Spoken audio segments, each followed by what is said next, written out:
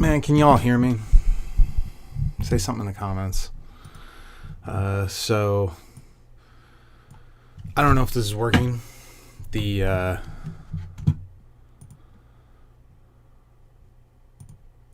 feedback window that I normally have through YouTube is saying that there's an error happening. So I don't know if this is actually streaming properly or not.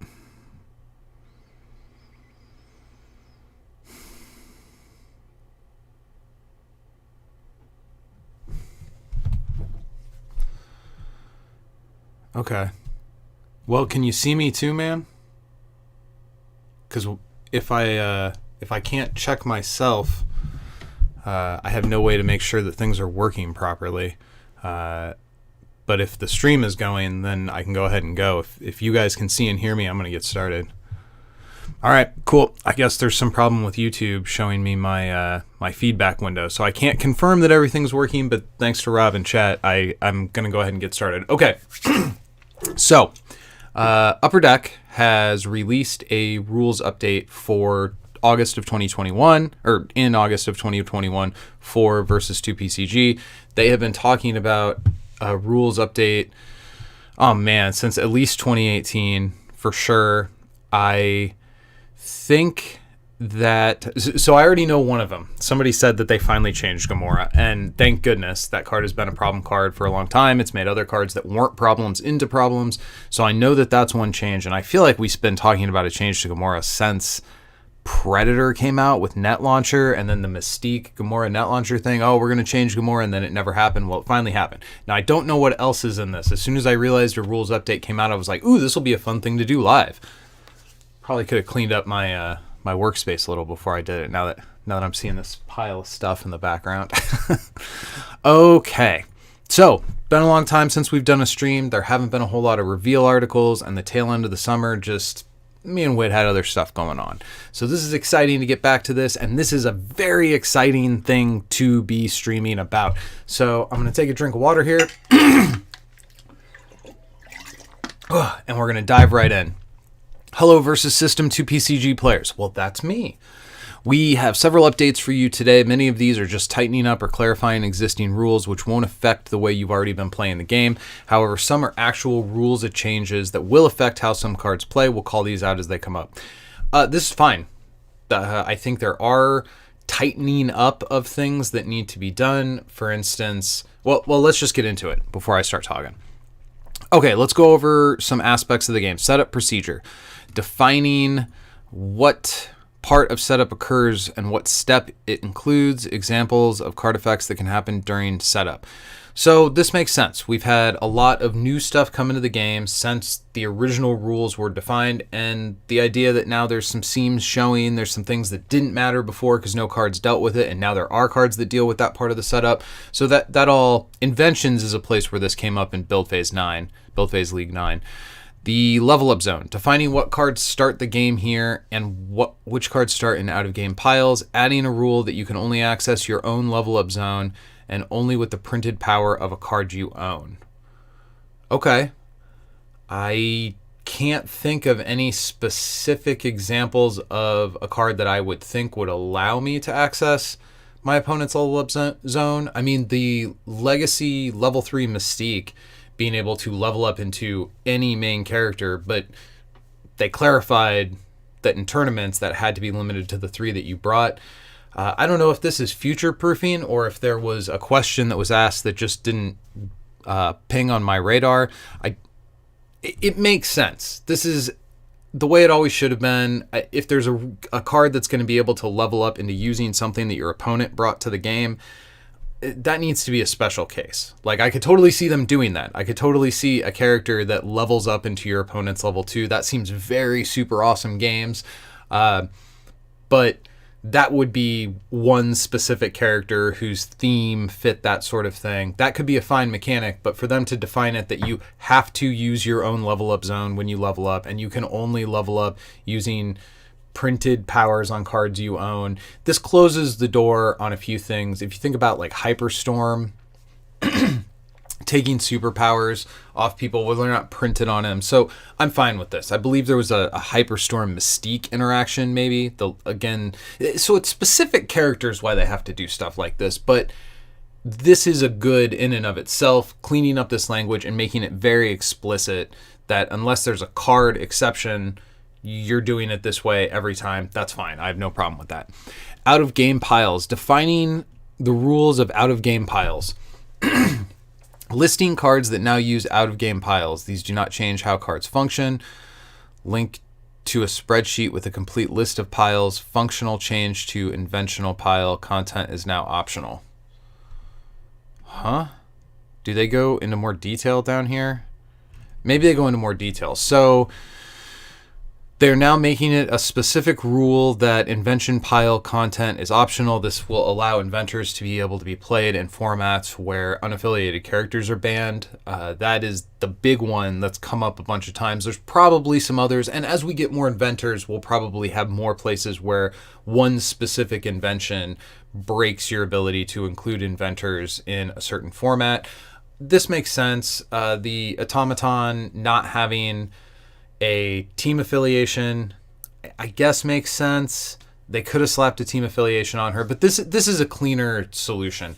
I don't like that loyalty decks aren't allowed to have unaffiliated characters anymore. Like at the time that happened, I think the change nobody wanted is what I called it. But since that is the rules, that is the rule set under which we're operating, giving us the ability to just not run the automaton, so that you can still continue to run inventors when a format would otherwise ban an unaffiliated character. I think that's fine. I also think as we get more inventors, there may be other cases similar to that where it really doesn't impact the game. It really doesn't impact the format. It's not a problem. It's sort of like a flavor collision in format city, so to speak, and giving us the flexibility to not include that, I think is fine. I'm not really sure what link to it. Maybe there was supposed to be a link added to this so we could click on it and see all the different potential piles. Define the rules of out-of-game piles. I'm not sure what these other ones mean, but I bet as I go down, it'll make more sense. Leveling up characters. Reviewing criteria that determines which characters can level up into which characters. Adding a new criterion that a character must share a team affiliation with a character it levels up into unless otherwise stated on the card. Is this like the table of contents? Okay, yeah. So I assume further down they're going to go into more detail on that. I'm not sure how I feel about that right away. Reviewing rules of transformations, including where transforming card goes. Okay. Main characters entering the KO pile. Okay. They added a rule that if a main character enters the KO pile from anywhere, it's removed from the game. That's fine. Changing the rules so that an equipment's power are no longer... Whoa! So equipments no longer grant powers to the equipped character? What? How does that... What? Why? What? I mean, presumably that doesn't make all equipment blank. Presumably you can still equip the character with the card and they still can do the powers that are on the equipped card, but it's not defined as being a power on the character? That seems really big, and it says that it leads to some functional changes. Yeah, I bet. Holy smokes. Card names and intellectual properties. Adding a rule that card names do not cross intellectual properties for the purposes of uniqueness or power-ups. I thought this already happened. I thought when, was it Bishop came out? There was some time where this has come up before, where there's a Fox character that has a certain name, and then there was a character, I think it was Bishop, came out and didn't have the stars, and they were like, oh, well, because they're from different IPs. So we'll see what they clarify on that. Functional updates to specific cards. Well, okay. And under the hood updates to specific cards. Updates that don't alter functionality. Okay. We are also working hard to compile all these updates into one convenient place. 2 thumbs up on that one, guys. Changes will soon be reflected in the compiled rulebook, which can be found here. I don't want to get lost in the weeds here, but I do like the idea. Okay, so this still looks like kind of the organized play website that we're familiar with. Presumably, where is compiled rulebook? So this will be where the updates will happen after these things are all ironed out, I think. So let's dive in. Setup procedure. They tighten up rules for how setup works. It still works the way it always did, but now it's easier to see when certain during setup or at start of game effects occur. Here's the updated process. There are definitely places of justifiable confusion with regard to setup and setup order. There have also been some big discussions that I think were unjustifiable confusion, making things harder than they needed to be. But I like the idea that they are tightening up this element of the game, because it has been the source of a bunch of rules questions, even among established players. We sometimes don't always give the right answer when it comes to the specific order that you do this kind of setup stuff in. So let's go through what they want us to do as of, I'm assuming these rules are live today. Did it say an effective date? It doesn't say an effective date, but it says we have updates today. So we'll assume this rule set is going to go into effect for any official Upper Deck events if we ever get them again. All right, so set up procedure. We've tightened up the rules. Decks and counters. Each player will have a deck that has one main character and exactly 60 cards. This does not include any cards that start in your level up zone or out of game piles, or any additional starting main characters an effect may give a player. Okay, so 60 cards in your deck. Your deck still is considered... So this is something where I have actually gotten confused some years ago, that the main characters aren't in your deck. They're in the level up zone. They're part of your deck, but they're not in the deck. And that I felt was a little squishy. I like that they're specifically calling out that your deck for in-game purposes is exactly 60 cards always, but your overall deck for, in the broader sense, in the what you bring to the table purpose, is allowed to contain, or does contain, your 60 card in-game deck as well as all of your side piles main characters. This makes sense. It is a little frustrating that the word deck means two different things still. I'm not sure I have an elegant solution to solve that problem, that the 60 cards that you draw from in-game is called a deck, and the 60 cards plus your main characters is also called a deck.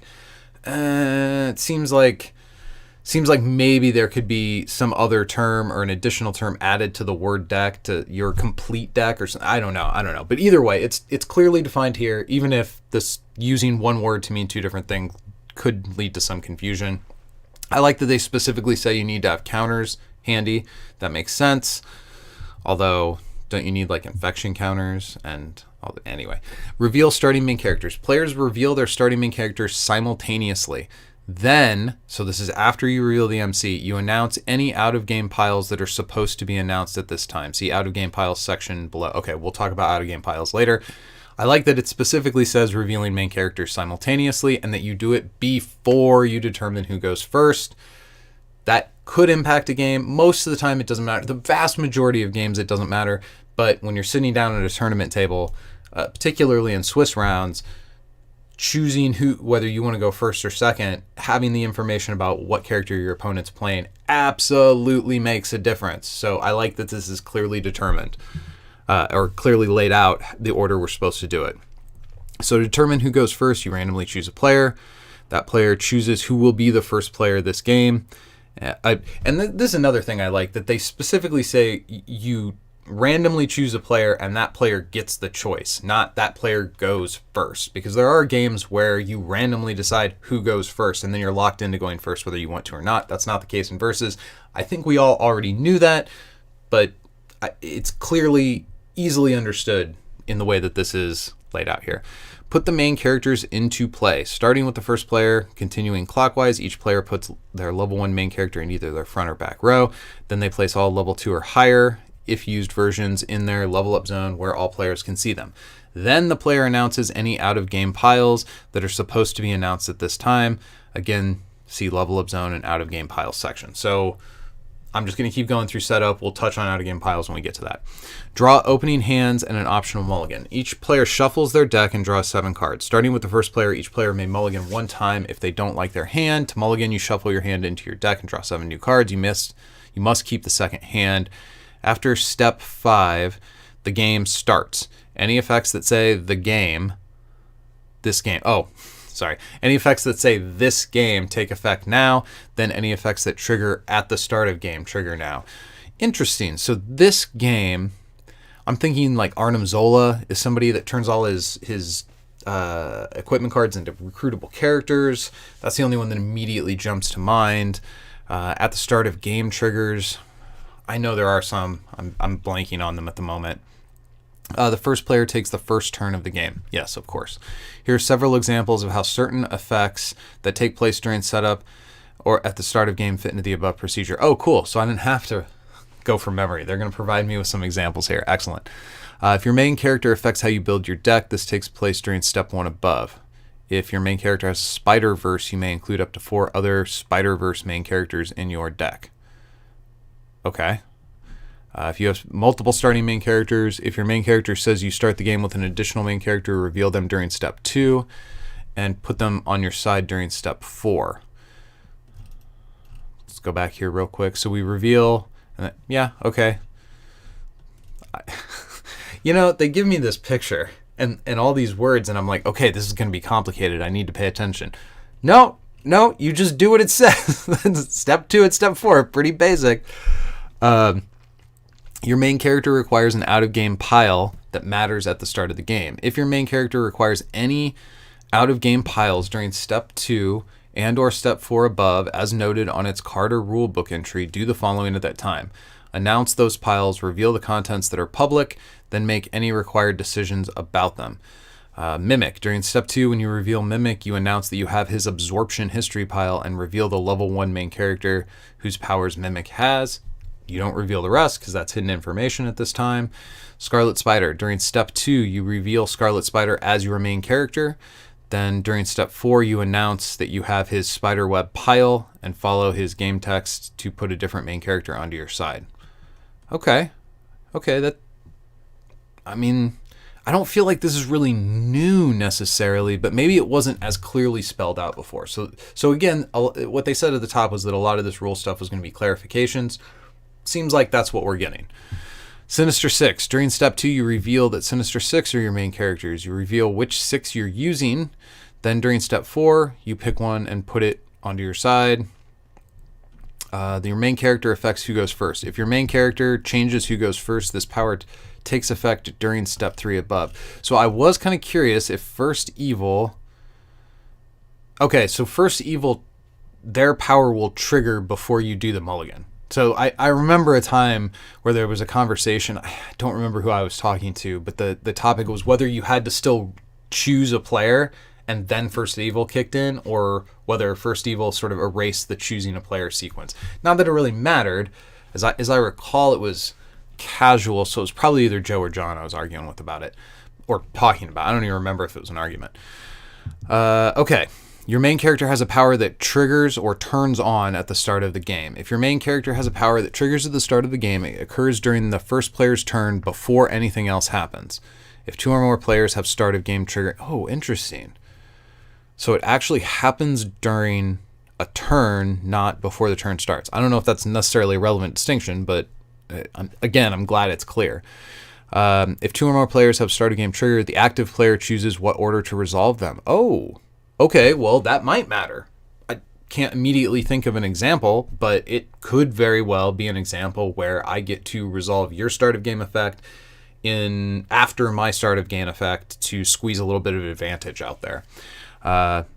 Ghost Spiders, you can borrow this for a while, triggers at the start of the game before anything else happens. So does that say this game, or does it say at the start of the first turn of the game? Okay. If your main character has a power that reads this game, that effect turns on as the first player's turn starts and will last the whole game, even if the character leaves play. Kang's immeasurable identities. So it seems like both this game and at the start of the game trigger at the same time. Whereas, so let's say I have one that triggers at the start of the game, and you have one that says this game, and I go first. I think what this means is this game always triggers before at the start of game. Again, I can't immediately think of an example where that is a relevant distinction, but I like that they're making the distinction before we have cards that make us think about the distinction. So it's clear, there's no arguments, we don't need a ruling. Now we know exactly the way they want us to do it. I think that's fine, although I'm not totally sure how relevant it's going to be. Level up zone and out of game piles. Okay. In the past, there's been some gray area around where different cards that start out of the play are technically supposed to be placed. Some started in the level up zone, some started in an out of game pile, and some were just set aside. Moving forward, all cards that start out of play will either be placed into your level up zone or in an out of game pile as defined by the sections below. The short version is if your main character can level up into it, it will start in your level up zone. Everything else is an out of game pile. Okay. You may be wondering what practical difference excuse me, you may be wondering what the practical difference is between a card being in the level up zone and being in an out of game pile. In the vast majority of cases, it doesn't affect anything. One place where it does matter, however, is cards that are in your level up zone are allowed to have their own out of game piles. On the other hand, a card that starts in an out of game pile is not allowed to have a pile of its own. So if I'm understanding this correctly, if you have Mystique in your level up zone, you get to have an out of game pile for her. But if one of the three main characters you choose to have in your transformation pile, I can't remember what it's called, but in her three character side deck, if one of those main characters has a card that triggers a side pile, you don't get it because that's not in the level up zone. I'm pretty sure that's the point of that whole paragraph of text. The level up zone. This section clarifies some aspects of the level up zone and adds a few new rules that are underlined below. The level up zone is where you put higher level versions of your starting main character card and higher level, if any, of those main character cards and so on. Oh, that's like a really wordy way of saying level 2 and if necessary, level 3. Put those cards above your deck during setup next to where your front row will be. So I do like when games define where the cards are supposed to be on the mat. It is something that bothers me when people just kind of have their stuff wherever and, oh, wait, that wasn't the... Yeah. On the other hand, like, does it really matter? Anyway, I like that it's defined, tournament play, keeping things nice and clean, and it's one less thing for you to think about. Like, if you're playing against an opponent and they have kind of chaotic cards everywhere, you have to pay a little more attention to that, which takes mental resources away from actually playing the game by saying, hey, your card needs to go here. Your deck needs to go here. It kind of just cleans everything up. It makes every game look like uniform, and you can use more of your mental resources on playing the game rather than trying to decipher what the chaos on your opponent's board is. So the punk rocker in me is like, what does it matter? And the card player in me is like, okay, that's cool. That's fine. I like that. So example 1, Green Goblin has 2 different level 2 versions. You must include at least one. You can include both if you like. If you include the level 2 that can level up, you have to include the level 3. That all makes sense. I don't think any of that is new. Dr. Pym's level up power says that you can level up into Ant-Man or Giant Man, so you have to include both. Sure, makes sense. In general, it's pretty easy to tell which cards level up into which cards. There are a few cases where it might not be so clear, so we've updated the rules to cover those cases as well. Oh, yeah, good point, Patrick. If we all have uniform board states, if everybody's board looks the same, that'll be a lot more helpful for new players who don't know that this face-up card over here isn't technically in play, it's in the level up zone. So that's a good point that I didn't think about. Good call there, Patrick. So each player has their own level up zone. Your level up zone is owned by you. Only you can access your own level up zone, and you can only do so with printed powers of cards you own. In other words, if you steal an opponent's card, you can't use it to access that player's level up zone or your own level up zone. I'm sure there's been an edge case where this has come up. I am completely fine with this ruling. I have no problem with making level up zones super narrow. Like, you have to own the card and you have to own the zone, and only if those things line up can you get into it. Leveling up a character is a big deal, and if you have some weird rules interaction that lets you steal a character and then level up and steal a leveled up card out of your opponent's level up area. I mean, again, if there's like one main character that has some weird power that lets you do that, that's fine. But this should not be, that should not be like general game rules. That could be like the flavor on one card, clearly defining it and locking the level up zone to having to have this exact series of interactions to get to it, I think is completely fine. I like it, actually. Similarly, if an effect lets you copy the power of a main character, you can't use that copied power to access your level up zone because only printed powers. Okay, sure, that's fine. Out of game piles. As the game has grown, so have the number of out of game piles. You don't say. Really? Today, we're going to tighten up and update the rules on out-of-game piles. Most of these rules are how piles are already played, but we've codified a few concepts like fixed and variable content and added a new rule that is underlined below. So both fixed and variable are capitalized. So I'm thinking that fixed and variable are going to be actual game mechanic labels for different types of out-of-game piles. As mentioned above, some of the cards previously didn't use piles. Will now do so. We'll call these out below. We're also going to link to a spreadsheet that has each pile's details. Thank you. I love that. I love the idea that they are giving us rules, resources, and as great as the community is, and as awesome as the people are who maintain these kinds of resources like a spreadsheet, this is kind of Upper Deck's bag. Like, they should be carrying this water rather than the community. So I like that they're giving us a spreadsheet where all this stuff is going to be detailed. Presumably it will be available here as well. That would be my guess. Okay, when you build your deck, some of your cards may require you to have an out-of-game pile. Yep. Unless otherwise noted, only printed powers, and they bold-faced printed powers on your main character and characters in your deck allow you to have an out-of-game pile and access that pile. So the way they call out printed powers there, like a character, I'm trying to think, who could copy some other... Anyway, I'm oh, there's so much today. I don't want to get off in the weeds trying to think of specific examples, but the idea is a main character who could potentially give you a main character doesn't give you unprinted powers. It has to be printed on the card. This includes printed powers on higher levels your main character has in the level up zone. Some cards create a new out-of-game pile during the game. Example, Mastermind's Tactics pile. Out-of-game piles do not take up any slots in your deck. Okay. Unless otherwise noted, piles are mandatory. If a card gives you a pile, you must use that pile and bring it along with your deck.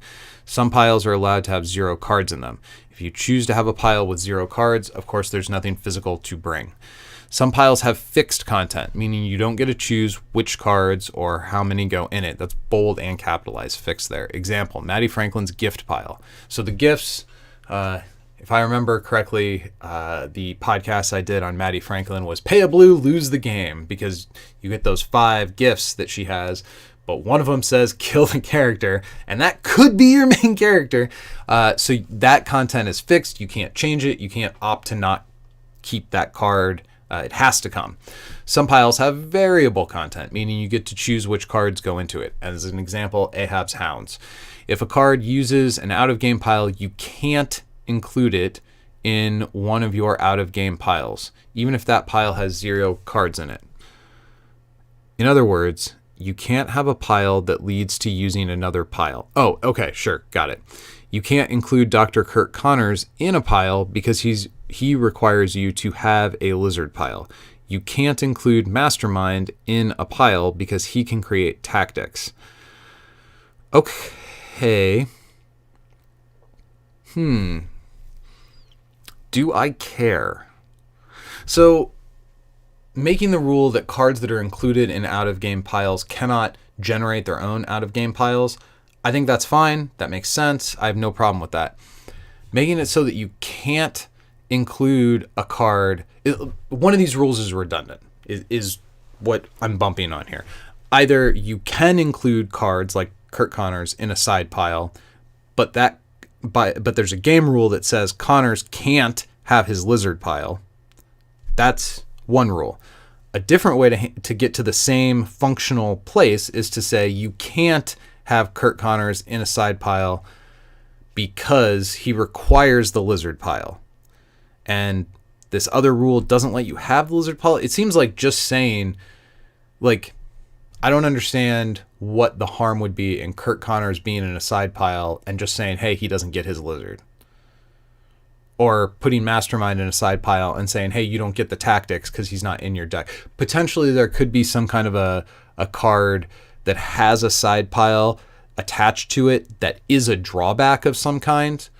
Like when you play this card, draw a card from this side pile, and maybe there's like a negative one in there of some kind, and they want to prevent you from including this powerful card who is balanced by a side pile drawback without having that side pile drawback. Okay, I retract my criticism. Actually, I talked my way to it, but I see the logic they have there. So they want to preserve the design space for themselves where they could, again, have, you know, a 5-cost 100 character, but he has to have a side pile, and there's, you know, 5 cards in it, and all of them make him a 5/5, except one lets you keep the 100. And if you put that guy in a side pile, then you wouldn't be able to use that drawback side pile, and if you got access to him, you'd be able to play him and not have that balancing side pile attached to him anymore.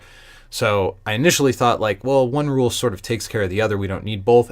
No. The examples they give us here with Curt Connors not being able to have a lizard pile, I don't think that's very impactful. Mastermind losing his tactics, that's impactful, but to you in a negative way. However, looking forward and not knowing what kind of cards we have coming, I see Danny and Ben preserving the design space of being able to use a side pile as a negative drawback on some overpowered effect, and they don't want you to get around that by including the initial card in a side pile. Wow, that was a long walk. Unless otherwise noted, you can look through your own piles at any time. Okay. The first time an effect needs to access one of your out-of-game piles, you'll announce that you have that pile. Okay, so I want to pause from reading this for a second, and I want to go on a little trip down memory lane. So a long time ago, I had a conversation with Chad where I talked about side piles, and this was born out of some discussion around stealing a face hugger or stealing an ovomorph and then not having your own face hugger pile. And at the time, the ruling was you just use your opponent's pile. And I was like, well, I don't like that. What if I just want to bring every side pile that exists in the game, which at the time, I don't know, it was like 5 or something. There weren't that many. But I said, every time I go to play in a competitive environment, I will have every potential side pile like in part of my deck box, and then I'll have my deck, and that way when these edge cases come up, I have all the cards that I need, and I don't have to rely on using my opponent's facehugger pile, for instance. And Chad told me, no, you can't do that. You have to put the side, if you have a card that requires a side pile, you have to include the side pile, and you have to present the side pile to your opponent and identify it. Now, this was a long time ago, so I'm willing to concede maybe I misunderstood what Chad said, or maybe Chad misunderstood my question, or maybe things have changed. But either way, this came up in BPL 9 where people didn't want to announce what types of side piles they had. And at the time I said, I think you have to. I think that's public information. And whether it was or wasn't ever, maybe it never was and I just misunderstood again, but now it's clearly defined. You present the side pile, so you have to have it out. Your opponent knows you have a side pile, and based on the number of cards in it, they may have some idea what the side pile is. Like, invention piles are pretty obvious given the thickness of the pile, whereas something like Ahab's Hounds is much thinner, might not be as obvious. But you don't have to say, these are inventions. You do have to present the cards, just like your deck, but you don't have to identify what type of side pile it is. And I think that's fine. For the purposes of online gameplay in BPL 9, I said the side pile needs to be in the view of the camera. No reaching behind you and producing cards from off screen in the middle of the game. That's not cool. You've got to at least present the pile, but you don't have to identify it. So I am glad that is clearly defined now, because it was not before, and the impression that I had was either always incorrect or is defined as incorrect by the rules now, either way. Okay, once announced, each out-of-game pile either becomes public or remains private. If it becomes public, each player can now look through it at any time. If it remains private, only the player who owns the pile can look through it. Sure. However, all players get to know how many cards are in it. At the start of the game, when you announce you have a Sinister Six pile, it becomes public and the other player can now look at it. On the other hand, Ahab's Hound pile remains private even after you put your first Hound into your hand, but your opponent can always know how many Hounds are left. I see this resulting in people starting the game by going, how many inventions or how many cards are in that side pile, to try to get a bead on what inventors are included in your deck. Now, they've made it so you don't have to include every invention, so there could be some strategy there where you thin the invention pile down to almost nothing and you only include whatever crucial inventions you're sure you absolutely want or you're sure are fundamental to your strategy, and that could throw somebody off. They see, the one face down machine, they don't know it's a machine, but they see the one card sitting there. Okay, well, that's not an invention pile. I don't know if I like that. I mean, it is what it is. These are the rules, but man, that seems a little, to me that seems a little bit unintentional. I don't think Super Awesome Games wants people to deliberately thin their invention pile down to nothing just to play, like, because that's not playing versus, that's playing the meta. That's I'm not sure how I feel about this now that this is all the way this is all coming together. I'm gonna have to think about that one a little bit. I mean, these are the rules, and I'm not saying we should not do it or anything, but it seems like there's a door left ajar for the kind of gamesmanship that it like takes place not at the table. And I don't know, that's not always bad. Like trying to play to the meta, trying to build a deck and predict the meta, like all that stuff is fun, but I don't know. And maybe it won't even happen. Maybe the inventions themselves are powerful enough that you wouldn't want to cut down to only the crucial one for the minor benefit of your opponent not knowing what that side pile is immediately. I mean, let's face it, in a Swiss room at a tournament, people probably have a pretty good handle on what your side pile is, even in round one. So, okay. Anyway, continuing. Unless otherwise noted, other piles at the same time. The first time I went too far up.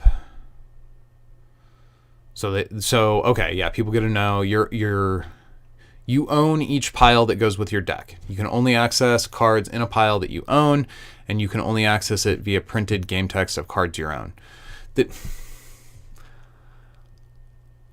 This never even occurred to me that somebody might have an inventor and try to invent from their opponent's invention deck.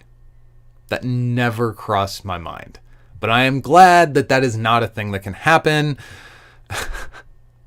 Was this not the rule before? Is this actually new? I feel like this can't be new. I'm going to assume this isn't new and it's just clarification on this one. Okay, so what this means, you can't access a pile owned by another player. Yes.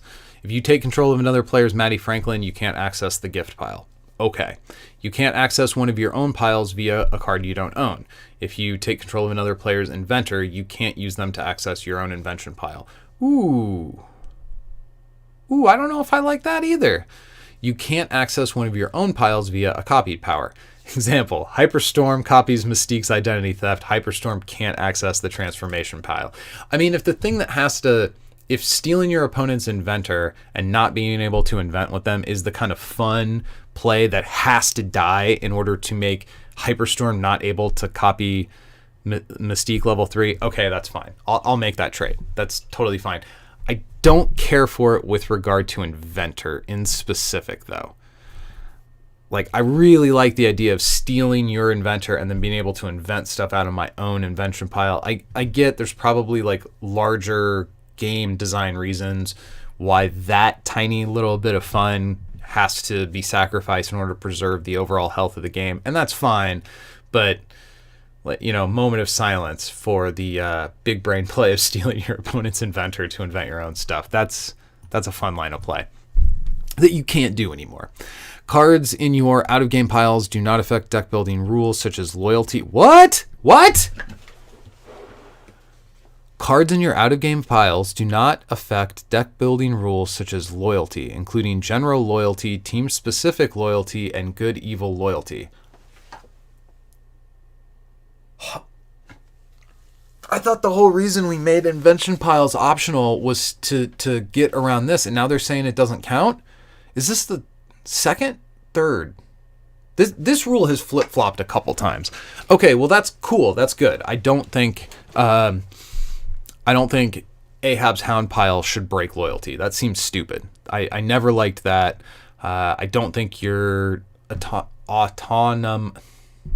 automaton. Why can't I say this word? I don't think the automaton should break loyalty either. I always thought that was kind of stupid. And it felt like the, hey, you don't have to include all the inventions if you don't want to rule was sort of like a band-aid to get around that. But now they just made it that out-of-game piles don't affect deck building such as loyalty. I think that's the better solution. But then in that case, do we really have to have the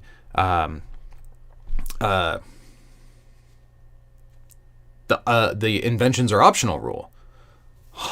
Okay, well, there it is. Either way, some formats may have restrictions on what can be included in out-of-game piles. In that case, if a card requires a pile and you can't make a legal pile for that format, then that card is illegal as well. Okay, so this is the status that used to close the door on inventors, that the out-of-game pile they required made a card illegal, and they're saying some formats that might still happen, but the loyalty thing, the one place where it has happened is now specifically stated as an exception to that rule. That's weird.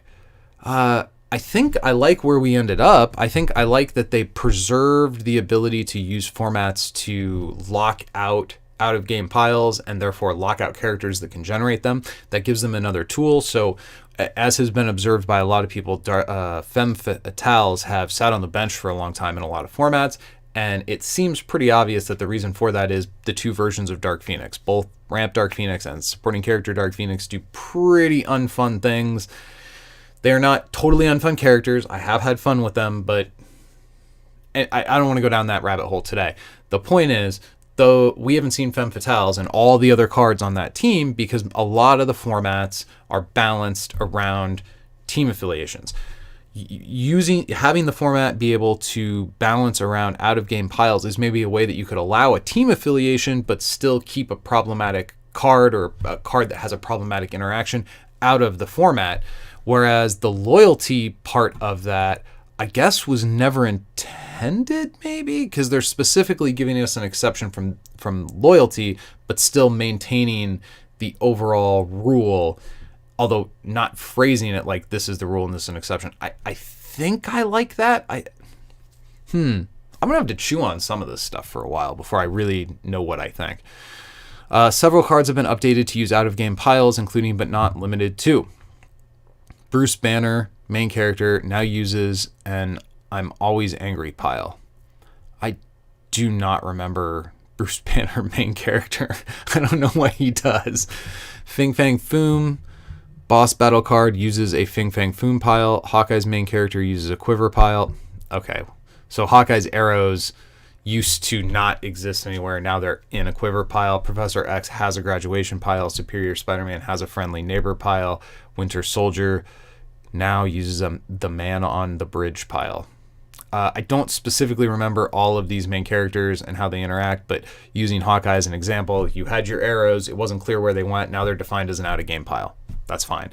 I'm guessing the rest of these main characters fall kind of similarly into that bucket, as they needed these extra cards. It wasn't defined, now it's defined, but I don't think it's going to change anything. If your main character is Bucky Barnes, you'll start the game with Bucky Barnes on your side. Winter Soldier will start in your level up zone because Bucky's level 1 says that's who he levels up to when he transforms into Winter Soldier. Finally, you'll have an out-of-game pile, the man on the bridge pile, with Bucky Barnes level 2 in it. Bucky Barnes level 2 does not start in the level up zone because neither Bucky nor Winter Soldier level up into him. When Winter Soldier transforms into Bucky, you'll put level 2, you'll put Bucky onto your side and the Winter Soldier back into your level up zone. If Bucky transforms back, you'll put him back. Okay, so this is because he can flip between level 2 Bucky and Winter Soldier. They're just defining where that loose end card essentially goes now. That's fine. You may be wondering why it matters. Yes, I am. Whether Bucky Barnes level 2 uses an out-of-game pile or just went into the level up zone. In this case, it doesn't really matter, which is why the question of where exactly the card goes has not come up before. Okay, that's fair. The reason we're defining things this way now is to tighten up the overall rules of the level up zone and out-of-game piles, especially with regards to looking ahead to potential future cards. I think some amount of this is going to remain confusing to me until we see the future interactions that we just haven't seen yet. They are future-proofing the rule set. They are trying to head off potential rule snarls or the types of questions that necessitate rulings by tightening up the rules. Thank you. Very much appreciated. Finally, the invention pile has been given a functional update. When it was first printed, its content was fixed. That is correct. Now it is variable. All inventions you choose to include are now optional. For example, you no longer have to include any of the neutral inventions, which was that one character rule. Token cards. Some cards generate tokens. Unless otherwise stated, these cards do not use piles or the pile rules. You can't access example of the rules. You can't access an opponent's pile. However, you could take control of an opponent's Goblin Queen, and you can use her superpower to make demon goblins because the Goblin Queen doesn't use a pile. Sure, that makes sense. It says the complete list of out-of-game piles can be found at upperdeck/OP. Is it here somewhere? Oh, yep, out-of-game piles. It was there every time I've clicked over and I just didn't see it.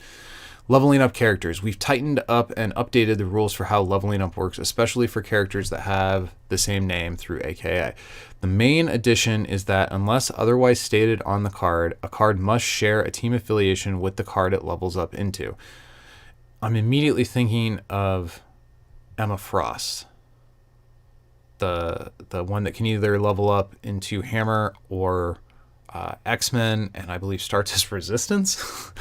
The main addition, these updates will not affect which cards can level up into which cards. All cards will continue to play as they have been before. Here are the updated rules which determine which cards can level up into which other cards. Updates are underlined. If a main character has a level up power, it can level up into another main character that is one level higher if all the following criteria are met. The two cards have the same name, including AKA. The two cards must be linked. Oh man, they're defining the link by being in the same set, or having the same art, or by one of them having the same art as a character that the another one is already linked to. Example, Thanos level 1 from MCU villain set can level up into Thanos level 2 from the Space and Time set because they have the same art. Is that right? I don't remember. Team. If the cards have any team affiliations, they must share at least one of them unless otherwise stated on the card. We've added number 3 to avoid situations where two characters share a name, sometimes with AKA, that are not meant to level up into each other. Okay, so specifically because of this Spider-Man, rather than making this Spider-Man a special case, they're now adding this team qualification. I don't know about that one. This team one, the rest of this level up stuff I think is really clean. I like it a lot. The team one feels a little bit tacked on and a little bit specific to be a general game rule, but I will trust that they know where this ship is headed and that this isn't going to be problematic anytime soon. So the example they give, of course, are the two different Spider-Mans that came in Civil War battles, and they're just making it so that Pro-Reg can't level up into Anti-Reg without, they're making that part of the core game rules as opposed to a specific rule for these cards. Okay.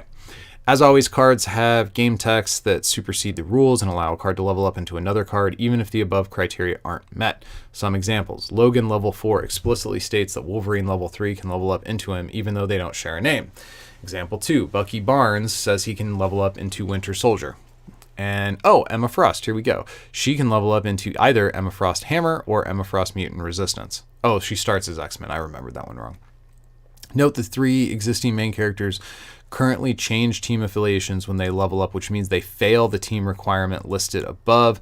These cards will be given wording updates that allow them to ignore this requirement. See Mysterio, Quicksilver, and Scarlet Witch in the Under the Hood section. Okay. So the team thing has already caused problems. I think that this number 3 was included specifically to address this situation, and they're saying that it already has necessitated a rat on other cards. I mean, we waited a long time for this rules update. I don't know. Okay. Transforming characters. This section is going to clarify how transformations work. The idea of a transformation is that one character becomes another character. Therefore, any aspect of the old character, counters, equipment, modifiers, are transferred to the new character. This is very similar to how a main character leveling up works. The full details. When a character transforms into another character, put the new card into play. The same place where the old card was, same row, next to the same characters, with the same orientation. I'm not sure next to the same characters matters except in like super narrow cases, like tombs. I mean, it's clearly defined, and I don't have a problem with them defining it. It just, there's so few places in this game where adjacency matters. This does not count as a new card appearing. Sure. Put any counters or equipment that were on the old card onto the new card. This does not count as the new card gaining counters or equipment. I guess that makes sense. You know, I am this character, I have these things, and now this character changes into this character, but they still have the same things. That makes sense. That all follows. If any modifiers such as freeze were affecting the old card, they're now affecting the new card. Sure. If the old card was a supporting character, remove it from the game. Okay. If the old card was a main character that started the game on your side or in your level up zone, put it into your level up zone. And if the old character was a main character that started the game in a pile, put it back into that pile. Okay. Main character cards entering the KO pile. This is an update and simplification of what happens when a main character card gets put into a KO pile. If the main character card is put into a KO pile for any reason, it is removed from the game. Sounds fun. I could have sworn that was the rule already. This includes when a main character gets KO'd, as well as any situation where a main character card goes from your hand, deck, or some other zone into a KO pile. It also includes cases where non-main character cards that somehow have been made into a main character get KO'd. Sure. If you have an extra main character on your side that started the game in an out-of-game pile because of Professor X's graduation, once it's KO'd, it's removed from the game. Got it. An effect that puts several cards from your deck into your KO pile. Some of these cards are main characters with Spider-Verse. They get removed from the game. Okay. Kingpin makes a supporting character into a main character when they get KO'd, or makes himself as a supporting character into a main character, and then when he gets KO'd, he's removed from the game. That all kind of makes sense. As always, card effects can override these rules. When Spider-Ham gets KO'd, his cartoonish immortality will let you shuffle him back into your deck. Sure. And if you have the hand experience with Elektra and you're forced to discard her, she gets removed from the game. It's like the only permutation they didn't cover. Equipment powers. Okay, so this is a big one. Up until now, the rules for equipment were that powers on the equipment are granted to the character it's attached to. Yes. Over time, some equipment have been designed that include powers that don't make sense or are problematic to be granted to the character. A few examples. Unique. Oh, I didn't think about unique. On the Soul Sword, sure. Standard issue, the Hydra Assault Rifle. Unwanted gift, Serpent Crown. With today's update, we are redefining how powers work on equipment. Powers on an equipment belong to that equipment. If the equipment grants an effect to the equipped character, it will say so. This is already the way equipment cards are written. For example, equipped character gets +2/+2. Sure. If an equipment has a superpower, only the equipped character can pay to use that superpower. If an equipment refers to you or your, it means that the player with the equipped character on their side. Similarly, if an equipment refers to enemy characters or enemy players, it refers to the enemy sides from the equipped character's perspective. This update will affect equipment gameplay in a few ways. The most impactful, if the equipped character loses its powers, it does not remove powers from the equipment. Whoa. So does that mean Cosmo can't stop a nullifier anymore?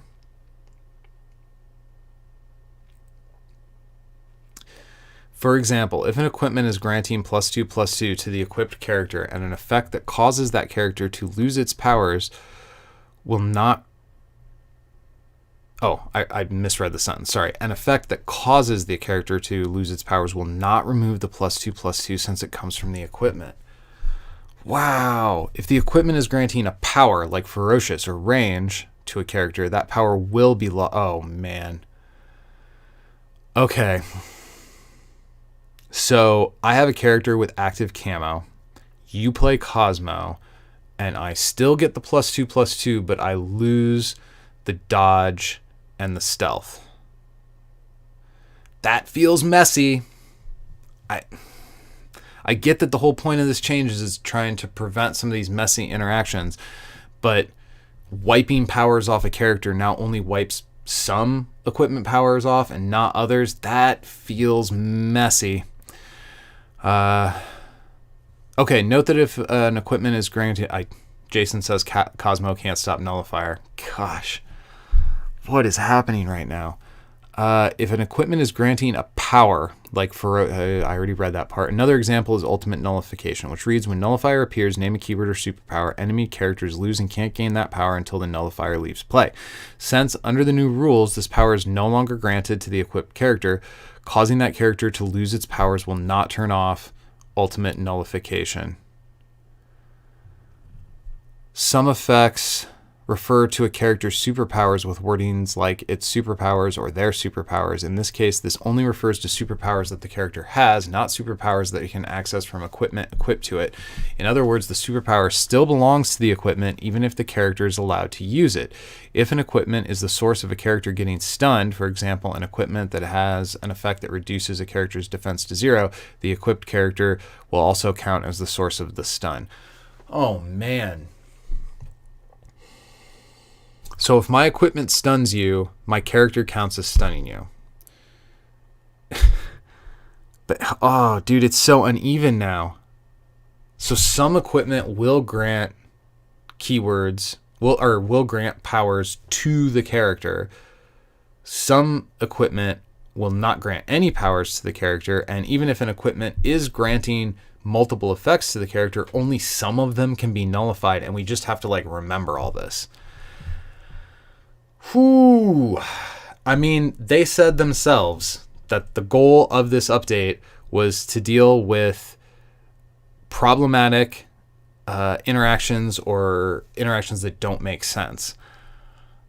I don't know that this is going to cause problematic interactions, but it is going to cause confusion. Wow. Man, See, this is going to be another one of those things that I'm going to have to take some time to chew on, because my initial reaction may or may not be the right reaction. I'm seeing the problems with this change, but some of that might be born out of the fact that I have just, not only in new verses, but in old verses, always thought of equipment as whatever the text is on the equipment. Now that that text counts as being on your character, and they're changing that. So some of this might just be resistance to change, but man, I do not like the idea that clearing powers off of an equipped character will sometimes clear stuff and sometimes not clear stuff. That seems like ripe territory for disagreements and confusion, particularly considering we're changing something that's been fundamental to the game since the first year. Is that right? No, I guess Aliens came out at the 1 year mark. So at the start of the second year of the game is when we got equipment, and it's worked this one way always, and now it's going to change in a pretty serious way. And I get that they're changing it because they want to try to clean things up, but oh man. This falls into the bucket to me of, what if we change the card templating? What if we put the name of the card down the side instead? People... That's a big change. I don't like that's not even a good example. What if we change the card back? It's just one of those things you kind of can't do. That ship is kind of sailed, and there's so much text. And so you're a new player, right? And you want to play versus, you come to the game, you get involved in the Facebook, and you do a little Facebook search to see how equipment works. Everything that's written on the collective on this topic is now wrong. It's all wrong. Wow, this is a big change. This is going to be a gift that keeps on giving from the confusion tree for some time to come. Again, I want to trust that Danny and Ben have thought about what the possible ways were for dealing with confusing interactions like this, and that this is the best of the options, and that whatever confusing elements or not being able to Cosmo Nullifier is wild. Did the Nullifier need a buff? I don't feel like the Nullifier needed a buff. Wow. Man, I'm going to have to think on this one some more. I don't want to immediately come off as being negative about it. There were changes that needed to be made, and I'm not saying I have a better solution than what they're proposing here. I'm just reacting to the words on the page. So I don't want to be too hyperbolic, but man, that seems... man. Okay, card names and intellectual properties. Versus includes characters from many different properties. Some cards have the same card titles as cards and other properties. In these cases, these cards do not count as the same name for uniqueness or power-ups. On the other hand, if an effect requires you to name a card and you choose the name that occurs in multiple properties, it counts all of those. Yeah, I think, Jason, I think you might have a good point that ultimately, like, we push through the confusion about this equipment change and we'll end up in a better spot. But that confusion is going to be real, and it's going to be ongoing. I mean, I think back to, it was Quarantine Cup 3, where there was a rules dispute between a couple players that was a change that had been made all the way back in the 2019 rules revision. So this was like more than a year later, and it hadn't come up. And equipment's been around forever, and it's worked the same way forever across multiple games. Forever. Oof, man. Again, I'll have faith. I don't want to be too overly negative. I do like the idea that when you name a card, you don't have to say Hydra Gorgon. Like, you just say Gorgon and that hits all the Gorgons. Or you don't have to say Aliens Bishop. You just say Bishop and that hits all the Bishops. That makes sense. Making these cards not be able to power each other up or trigger uniqueness also makes sense. I kind of thought this was already the rule. I didn't realize this was a new rule, so maybe if I go back and look at previous rules, I'll see where the wording difference is. Okay. Functional updates to specific cards. So Bishop with stars is now being updated to be Bishop with no stars. Because this was the guy, he got these stars to differentiate him from the Aliens Bishop, which now this rule up here differentiates this Bishop from the Aliens Bishop. Okay. I don't know if there's another bishop, like a mantle, but I don't know how to do. Does that look like a star? A mantle bishop in the Marvel universe to where this would ever like matter, but it makes sense. It should be done. It needs to be done based on this other rule, and this other rule is good, so that's fine. Gamora! Okay, Gamora, this turn, what is the change? Now, I know she got changed. This turn, when Gamora stuns a character by striking it in combat, KO it. This change is to allow to avoid Gamora using an out-of-combat stun, including a daze, to KO a main character. Hallelujah. I mean, I'm not sure Mimic deserved to die to deal with this. Like, the original Mimic probably would have been fine if Gamora and Deadpool weren't around to give him these like crazy net launcher based kills like super early in the game. Unfortunately, Gamora is so hard to get to level 2. You are never going to see this card unless it is, well, you can't use it with Mimic anymore, but so I guess Mystique net launcher is the only other place the Gam launcher combo with Mystique. I am glad this is going. I don't think this ever should have been in the game. They publicly acknowledged that this card was problematic because of the way you could use a daze to KO a main character. This was acknowledged years ago. This change took way too long to come. It's not super impactful now because some of the cards that were using the Gam launcher combo have kind of fallen out of favor or haven't seen a lot of play. So it doesn't seem like that big of a deal now, but at the time where the big three was Dark Phoenix Ramp, Thor Aggro, and Mystique Gam Launcher, that was not a fun deck to have to deal with. I'm glad to see that card change. Copying powers. The following cards are able to copy powers. They're all being updated to only copy printed powers.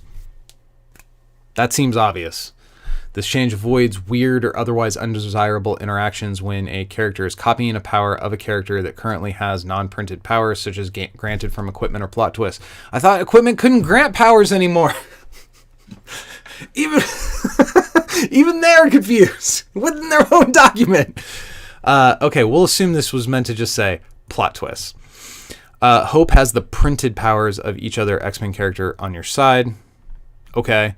Onslaught, when you recruit Onslaught, each player reveals cards. Now, how would Onslaught have ever ended up with non-printed powers? Are there any effects that can add characters to, or add powers to characters that are in your deck? Nothing immediately jumps to mind. Is this a change for him?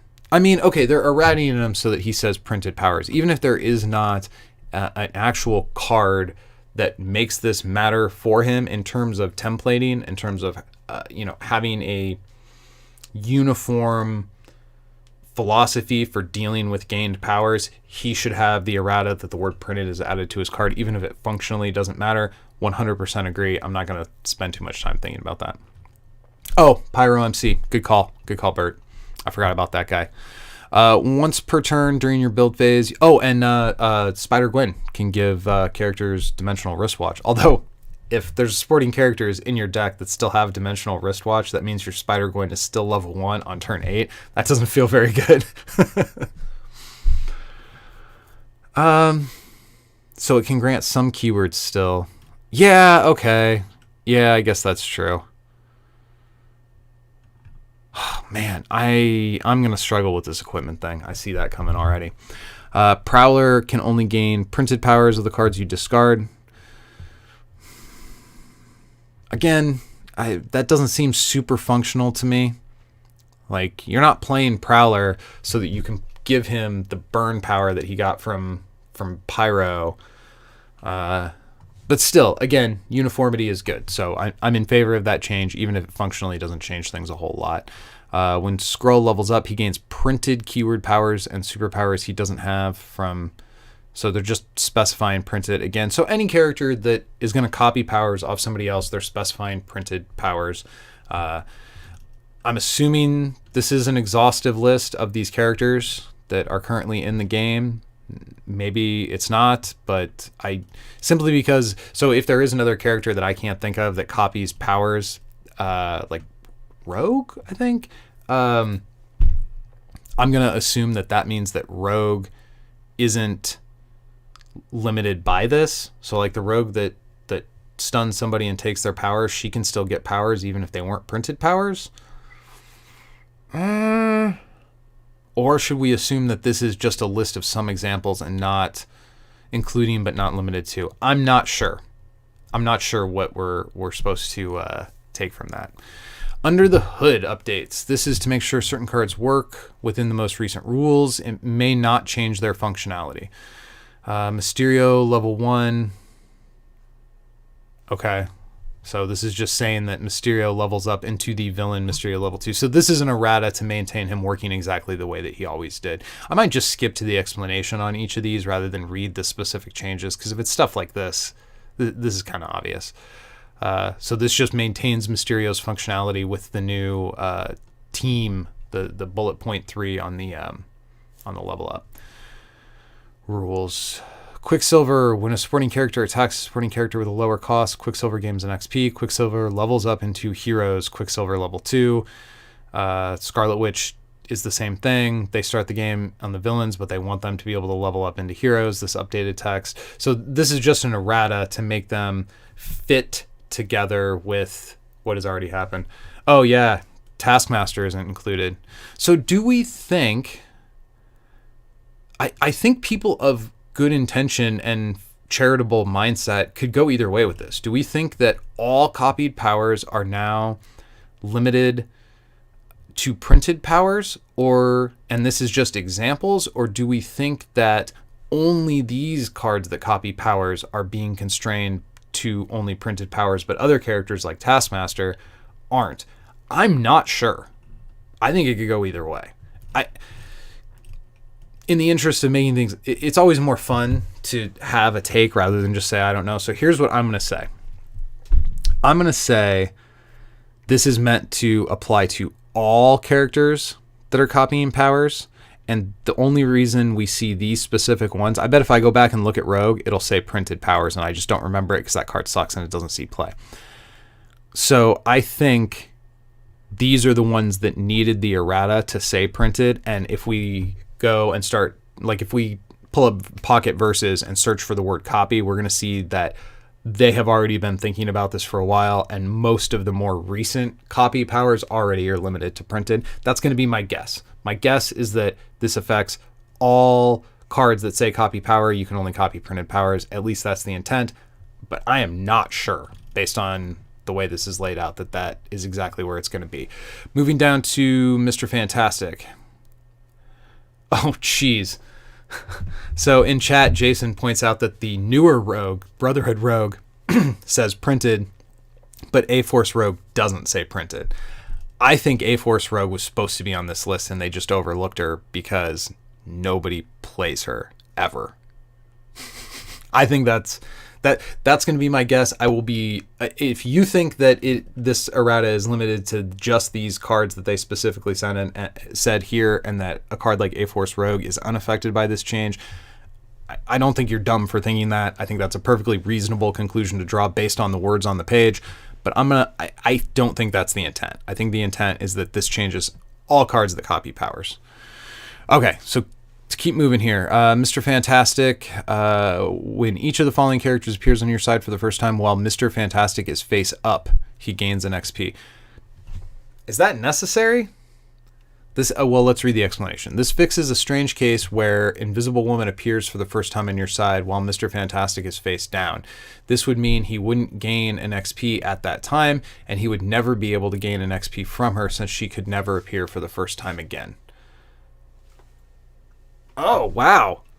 Yeah, I get. Okay, well, silly me. I always assumed that if he wasn't face up to see her, then so if he was face down and you recruited Invisible Woman, that doesn't count as the first time she appeared with regard to Mr. Fantastic. I completely see the cul-de-sac in which the phrasing led us here. This is not something that's ever come up in one of my games or that I have ever actually seen discussed. So I wonder if this was the result of a community question or if SAG just noticed it. Kang. Tomorrow War updated wording during setup, right before players draw their opening hand, secretly choose a future date. Okay, this clarifies the Tomorrow War's effect takes place during setup before the game starts. Okay, which we kind of already covered that. So, wow. First off, thumbs up. Like, in the same way that I rate cards, thumbs up, thumbs down, I was prepared to do that. I like the vast majority of what is happening here. I like that we finally got a rules update. I like the level of depth that they went into. I like that they broke it down in the way that they did before going deeper. So somebody who just wants to skim it can see all of the changes. Job well done. I'm very appreciative of this. I like the clearer wording on setup procedure. I like the specificity of how start of game triggers are now going to be ordered and who has priority with them. I like the specificity with regard to things like Hawkeye's arrows or Bucky Barnes's level 2, defining them as out of game piles, defining the level up condition, putting the lock on the level up area so that it has to be a card you own and you have to own the level up area. This is all great stuff. I like that it's cleaner. I like that it's easier to understand. I think it's going to be better for new players, particularly if we all start getting in the habit of putting our cards in the same spot. That's going to make it way easier for somebody who doesn't know anything about the game to come in and look at a board state that they can at least make some sense of. I am not crazy about this equipment change. I don't know if I dislike it yet. I'm not sure that the juice is going to be worth the squeeze. I'm not sure that the confusion this ruling is going to cause is going to ultimately put us in a better place where there's less stuff we have to worry about. And I kind of feel the same way about this team rule. The fact that putting this in to close a door. I mean, this card could have just been an exception. Spider-Man leveling up the way he does could have just been an exception and leave it at that. But now we have this actual bullet point in terms of how cards are allowed to level up that necessitated errata on, 3 or 4 other cards. I'm a little bit lukewarm on the team thing, but again, not a big deal. I don't think this functionally changes anything. It just seems weird to me that if the stated goal of this rules update was to make things more clear and more simple, that adding a rule that then has the waterfall effect of necessitating errata on several other cards, does that make it more clear? Does that simplify things? I'm not sure I like that specific rule for that reason, but ultimately this might end up giving them sort of a freedom of design space where they could print a card that shares a team affiliation and is linked to some card from a previous set. Maybe I don't know. This seems clumsy. Bullet point 3 seems clumsy. I like the rest of the level up rule stuff. The transformation stuff all makes sense. I feel like this is the way it was always supposed to work. I feel like this is the way I've generally played it as working. I don't know what the previous transformation rules were off the top of my head to see where exactly this changed, but I like it. I have no negatives whatsoever for that. The thing about main characters going into KO piles and getting removed from the game instead, I feel like that was already the rule. So again, I'll accept that clarifications were necessary, though I don't know exactly what they were because, again, I was playing it this way already. This equipment thing, oh man. Is this good or bad? Gosh. So there are certainly some confusing areas where changing how equipment works is going to make it smoother. I believe that there are going to be ways, like unwanted gift, for instance, being able to nullify that off of a character so that way the return ticket home, it cleans it up. But man, how many years of like investment of rules knowledge is now just being flipped? Like how many of I bet it's going to be 2025 and we're still going to have people that are going to say, oh, well, when you play an equipment, the character gets the equipment. Like this is going to be an ongoing rules issue for a long time. And I'm also completely sure there's going to be games where people try to out themselves from a nullifier with Cosmo and get caught. Probably experienced players who know what they're doing. This is going to trip people up for a while. Is it worth it? I don't know. The card name thing totally makes sense.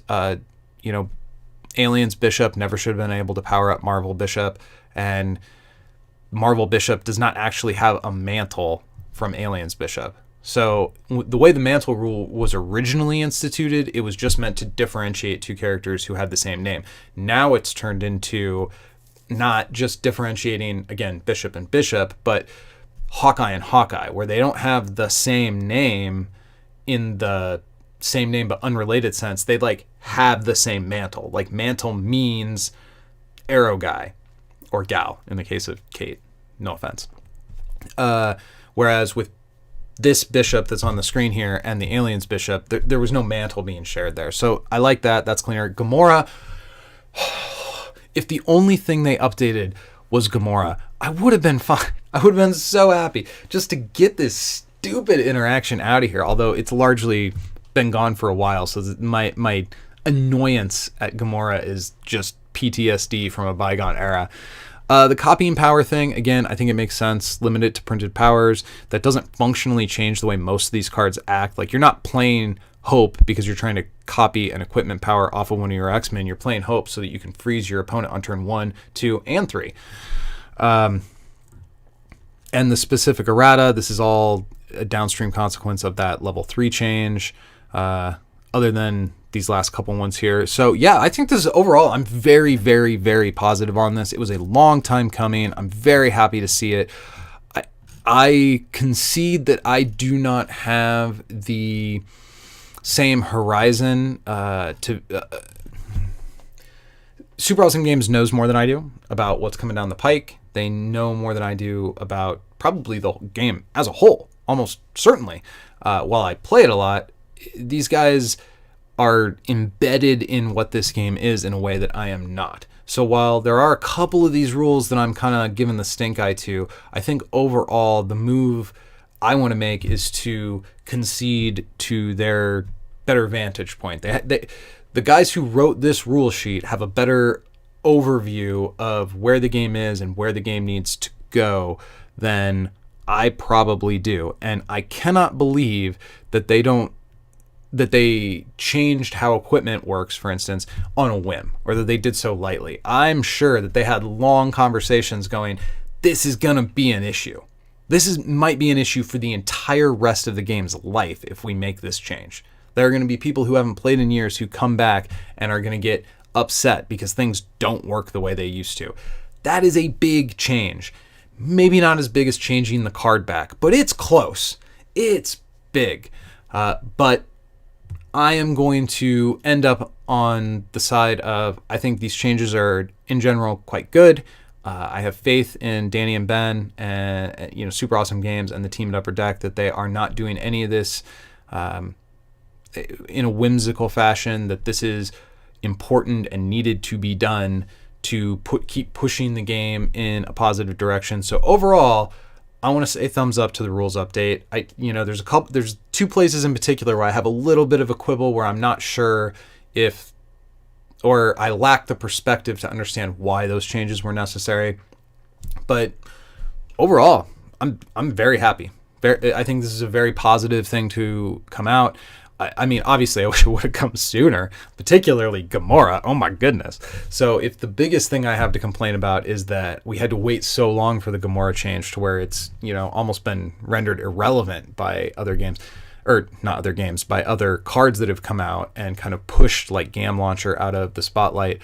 I'm glad that it's done now. Maybe this will open up our ability to go into some more wide open formats where some cards that have been kind of on the bench for a long time are able to actually come back into the card pool now that this stuff is cleaned up.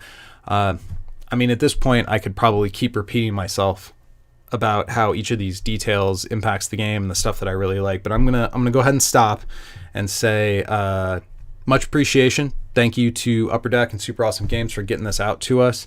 And until next time, go win some games.